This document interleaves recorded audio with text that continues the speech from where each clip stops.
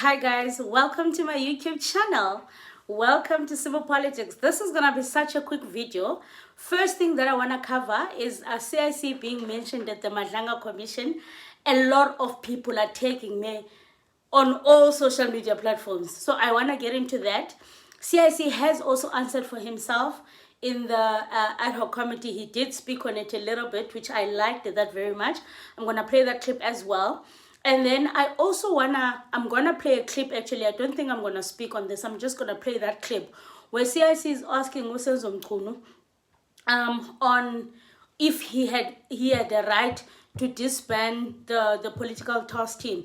And also, I'm so glad that he actually CIC spoke on who formed the political task team, because I feel like every time we speak about it, we're not sure, was it formed by the president? We're not sure, was it formed by this committee? But then, you know, there was no clarity. But CIC gave such an insight, and I'm so happy because I also had a conversation with one of my fighters on TikTok about this, and we couldn't find each other. So like, I'm so happy that CIC actually spoke on this, and he made it very clear the way that he explained it, that it's not only the police that were part of the committee, other departments as well. That is why you actually don't have a right to make a decision by yourself. So yeah, but before we get right into that, let me just first touch on this CIC thing and give my opinion. I don't know why you guys are tagging me. Hey, speak. Why are you quiet? My question is, what has CIC done wrong? Go to a power Wednesday. Other than him being mentioned, I'm gonna play that clip for you guys. Other than him being mentioned, what has he done wrong? Go to a Wednesday so that we can get that out of the way. Right? Because when I listened to the clip, I didn't hear them implicating him that he has done anything wrong. The only thing I heard is that he knows Mang Mang who knows Mang Mang. That was it. So what are we on about? Let me play this clip for you guys. He's a tall guy. Now describing him to me, he's known as Z, who stays in Sandton, who I understood to him to be Z Numano. He said Z is a close friend of Julius Malema, who is a politician, who then tends to be close to General Sibia. So he was connecting the person that we arrested to Z, and then Z to Julius Malema, and then Julius Malema, who is friend to General Sibia, the Deputy National Commissioner. Now he's painting a picture to me that I do not know, to now be aware that this is how the chain goes. So that is the clip that you guys are tagging me for. So I don't know, I think you guys should wait until there's something concrete, if it's gonna come. And when you've got that thing that is concrete, and then maybe you can come back to me and start tagging me. But I think right now you are just tagging me on a witch hunt, and I just don't know.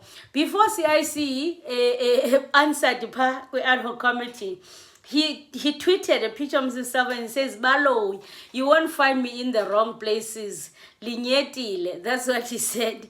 So yeah, let me play this thing that he answered as well in the committee. He touched on it a little bit, but yeah, I didn't hear them saying he has done anything wrong. He's implicated where. So I think let's wait, because I feel like you guys are just tagging me on useless things right now, and I don't know what you want me to say. But listen to the CIC speak for himself. The relationship with Mkhotsi, it's you, Minister. And Mkhotsi is in position of a sensitive letter that comes from you. And any reasonable person will be tempted to agree that perhaps the minister shared this letter with Mkhotsi, since Mkhotsi has got, amongst these three, the close relationship is with the minister through comradeship. You don't call all those people you have. I've got contacts here. Some I even forgot, but I don't call them. I don't share any sensitive information with them unless those people are known to me and I'm confident and I know that I can describe my relationship with those people. Let's say, for instance, I've got General Sibia's number, like I do with many generals and ministers and deputy ministers. But I can't claim to be a friend, and Sibia can't claim to be my friend. But I know him. I will call him on matters of the police that I think, look, there is this issue and it seems like you're not paying attention and anything of that sort. I can't deny that, but to stretch it to comradeship, to stretch it to friendship, none of us can claim that kind of a relationship between us. But you have said, this is my comrade, and this your comrade says. So, and Senzo Mchunu now, CIC asked so many important questions. Yes, and he asked, I was so happy when he was also asking him about the recording. And yet on Friday, Senzo said, hey, he's going to play a recording. He was threatened here now by you, General. Today, there's no recording. Another thing is, I'm also happy when CIC started asking Mkuti, why would you want an affidavit from Ket Madlanga, who is in maximum prison? Why would you want, guys, when you're getting an affidavit or you're getting a reference, that is a reference of someone that you trust and you go on to back up your story. Why would you want your story to be backed up by a criminal? So CIC asked him such good questions and I was so happy. But I want to play this part where he's talking about I want to play this part where he's asking him where he's telling him how the political task team was formed and why as Mchunu he doesn't have a right to just make a decision on his own, because I think that's very, very important. It's quite a long one, so I'm just gonna play that and that will probably be the end of this video. This was a short one. Who you get affidavits from is very important. You don't just get affidavit from questionable characters, especially people who are behind bars. That as a minister of police, even if there's nothing legally wrong, you should just know it might raise certain questions, which gave, this situation we find ourselves in. Had you not solicited anything from Madlanga, whereas in maximum prison where it should be difficult to access him, we now sitting here and you've got Madlanga's affidavit and we've been told that you are associated with Madlanga, you are enabling Madlanga to engage in illegal activities in the department and all of that.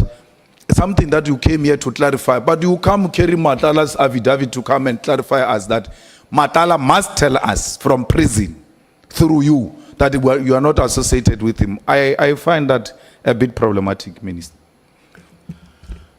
I will leave it there, Chair. But I want to ask now, the Interministerial Committee, because we all, not all, but I heard you making a mistake that the President formed the NPKTT. You called NPKTT. It was not formed by the President. The President formed the Interministerial Committee, said to them, guys, and that's the evidence we had here. We have a crisis here. How do we go about it? How do we resolve it? And then suggestions have been thrown around, and then it's left to those guys to go and put up a plan, and then come back to the Interministerial Committee and say, we think we need to form a political killing task team. So, on your own, as politicians, you are not going to do it. You had no power to do it. You could only sit there and canvass issues politically and say, we want to deal with this thing, and this is how we think we can deal with it, but go and work on it and come back to us. That's exactly what they did and came back to you. And that's how the Interministerial Committee is constituted. There will be a national commissioner. If there is justice there, there will be NDPP and maybe DG of Justice Department. If there is state security, there will be DG and whoever. They will all come with you so that they listen to what are the concerns of the principals. And then they go and do what is expected of them. And therefore, technically, I put it to you, it was not established by politicians. No president established a national political killing task team. It was a product of the interministerial committee which instructed the administrators to go and work out a plan, brought it back, we ironed it up, and then it was actualized administratively, as it were, but having considered the political interest of the political principals. So what's your question? The question is, do you still convinced that you have a power to disband that which you have not established? Yes, I did say the interministerial committee is not part of the 7th administration. And the Minister of Police was chair of that interministerial committee. It means that when there was no interministerial committee, the office or the department that is overseeing it is that of police, led by a member of cabinet. Then I'm confronted with all the issues that I've related, all these issues, and I want to do something out of that particular problem. And then I act in the manner that I did, supported by the Constitution and supported by the legislative framework. And I don't see anything wrong in terms of the law as such, because I don't see any other way, or couldn't see any other way. Yes, I may have, people are talking about consulting before or after and so on, but the reality of the matter is that we have a Minister of Police was allowed by legislation, I believe so, and the Constitution, I believe so, and I went on to do this. Minister, you seem to suggest that interministerial committees get dissolved with elections. It's not, with due respect, interministerial committee is not Minister Mchunu, Minister Akele, Minister, is Minister of Police, Minister of Defense, meaning that minister will always be there even if those individuals are no longer there. Because if you are arguing it that way, that something established on the, during the 6th term, when the 7th term comes in, it automatically gets dissolved. Then you have to make reference, you have to show us where, which terms of reference of interministerial committee said that when the term of political office of certain politicians comes to an end, automatically this comes to an end. Where? Because there's no law that says that. That's why these things are not constituted by individuals. They are constituted by departments which will always be there even when we are no longer there. So part of your handover is Minister of Police. Part of what I'm responsible for is the chairing of interministerial committee that is responsible for political killings task team, amongst other things. These are the people who constitute that interministerial, because you inherit those activities. And when you guys go back and meet together as a collective that represent these departments, you then say, no, we don't think there is a need for this to go on, and therefore let's close this and give the president a report. A person who established the interministerial committee that produced political killing task team has not dissolved the interministerial committee. We only had the announcement of the interministerial committee, but there is no date for the dissolution of the interministerial committee. And therefore, it means you came in and just undermined what has been there. The political killing task team is not only constituted by police. There are prosecutors who are also dedicated to those things. They are magistrate or whatever dedicated to those responsibilities.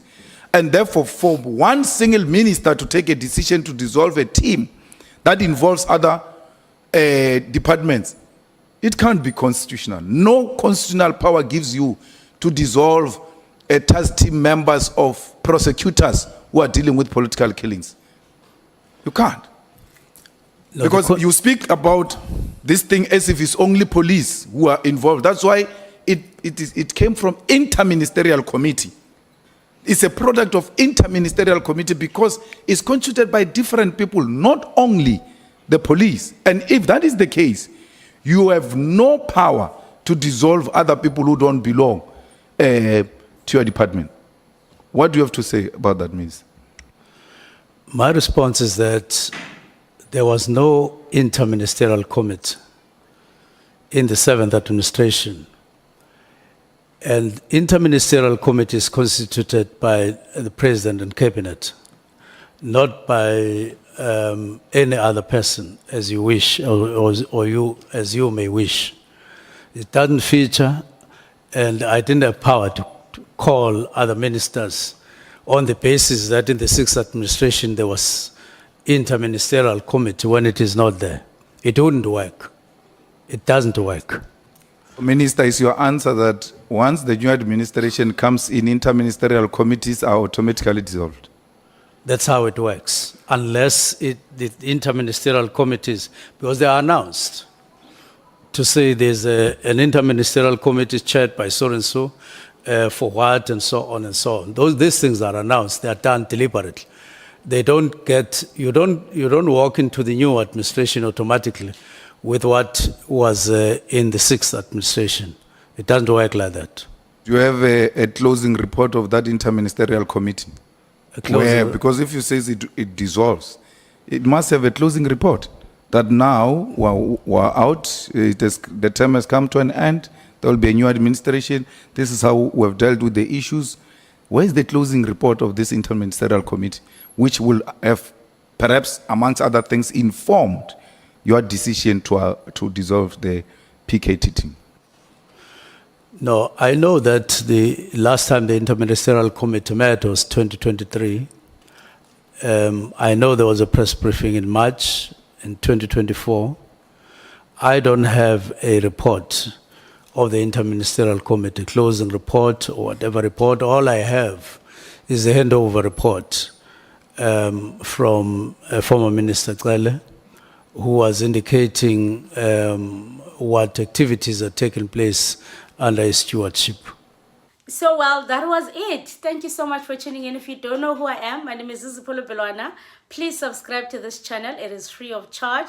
Let's get this channel to 40K subscribers. We can do it, guys. I'll see you in the next one. Aluta, continue until the next time.